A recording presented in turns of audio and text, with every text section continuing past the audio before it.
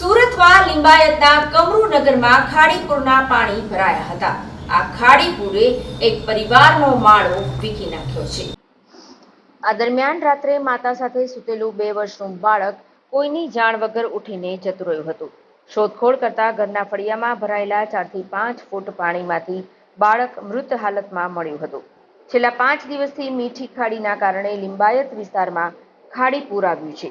5 દિવસથી કમરૂનગર વિસ્તાર ગળાડૂબ પાણીથી ભરાયેલો છે। આજે થોડા ઓસર્યા હોવાથી 4 થી 5 ફૂટ જેટલું પાણી ભરેલું છે। કમરૂનગર આવાસમાં નઝીમ ખાને 2 દીકરા અને 1 દીકરી છે।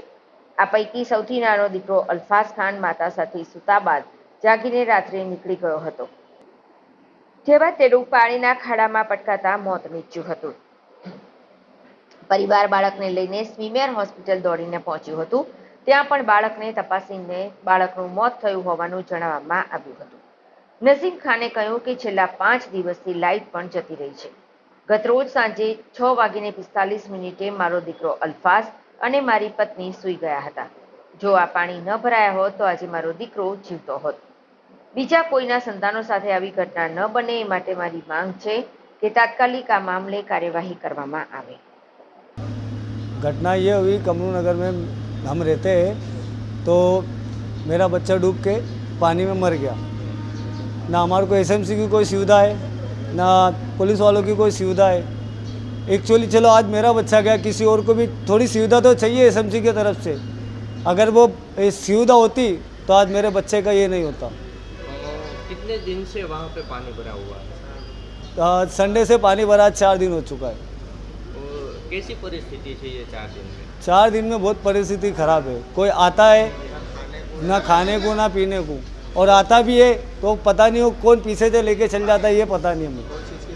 कल जब ये घटना बनी तो कब बनी थी और क्या हुआ था, आपको कैसे पता चला?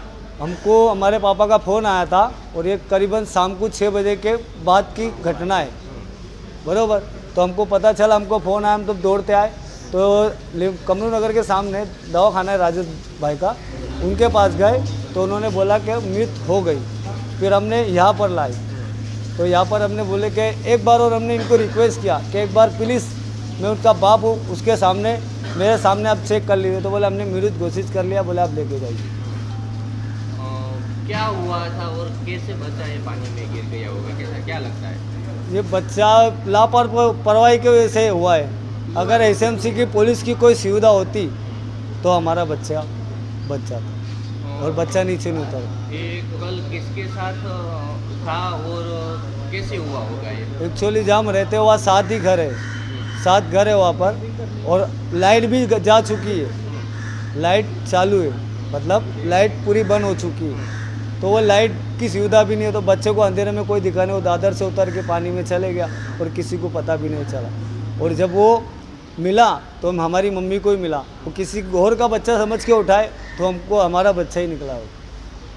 अभी आपकी क्या मांग है? हमारी ये मांग है कि जो जो पानी में फंसी है उनको सुविधा दो, उनके बच्चे सुरक्षित रहना चाहिए।